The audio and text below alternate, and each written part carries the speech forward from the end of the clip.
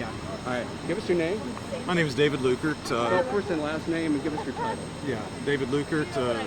Last name is Luckert. I'm the pastor here at First Methodist in Marshall. And obviously we've had a rather devastating fire that started very early this morning. Probably a whole lot more unknown than there is known. The biggest loss is more of an emotional loss to our congregation. This sanctuary has stood since 1861, and so it's not only a historical marker, but it's got history in a lot of families. One of the guys I was talking to earlier this morning mentioned that 7 generations of his family have actually worshipped in that very building right there. So it dates back quite a bit.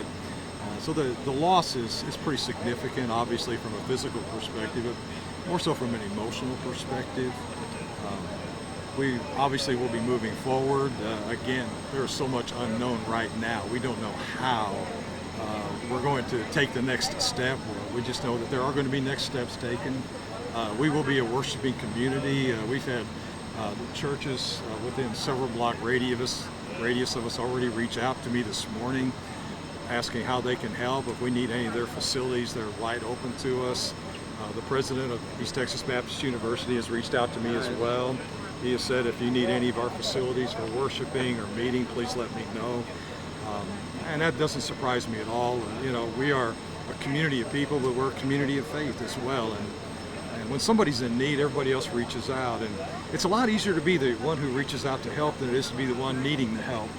And so we find ourselves on the other side of that right now, needing help. And so in the middle of this very important season of faith and giving, people are reaching out to you. They are. And you're already making arrangements to carry on with the Christmas season. We will. In Advent.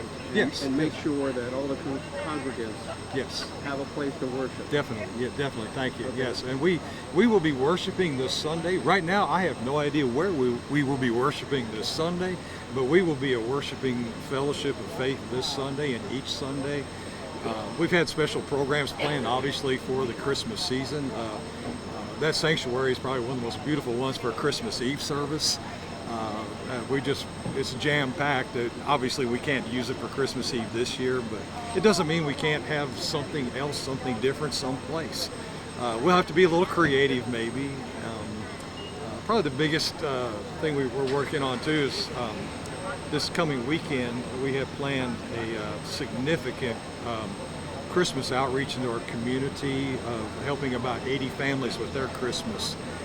And we have, as I said, we've been shopping for 80 families, providing food for Christmas for about 80 families. Everything in the church? Well, we were actually, we've lost everything. We think we've lost everything in the church. A lot of those items have not been brought to the church yet. Okay.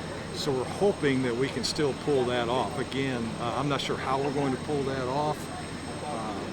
We just, we've got a lot of plan A. We have not put a plan B together, and that'll be throughout today and tomorrow, a lot of plan B will be going on for a lot of worship, a lot of Sunday school meetings, a lot of fellowship meetings, a lot of our outreach we want to do in our community. Our community has a lot of needs, and we still need to be helping these people. And so if we can, we're going to somehow. And how long have you been a pastor here? I've just been here 4.5 years. Okay. Yeah. What's something that you've heard from some of the other members that, just maybe briefly talking to them, or, that's kind of like, I guess, stuck, in your heart a little bit? Yeah. I think probably the biggest one is the one who said that 7 generations of his family have worshipped here. And we do a number of baptisms here that for, some of our young adults who grew up, they were baptized in this church. Their parents were baptized in this church. Their grandparents were baptized in this church, and they want their children to be baptized in this church. I've got some elderly members who've been married for 70 years, and frequently they would say to me on Sunday morning, that's where we stood to share our wedding vows 71, 72 years ago. And we're still married, and we're still coming to this church every Sunday. And some of those emotional ties that are going to be very heartfelt to people. Any thoughts or knowledge, like, once this is all cleared up and done, are y'all planning on rebuilding the new structure here? We will rebuild. We will, this is where God had a purpose in putting this church in this place so many years ago. It was 1839 this church was founded here in Marshall, and shortly after that they moved to this location and then began the buildings shortly after that.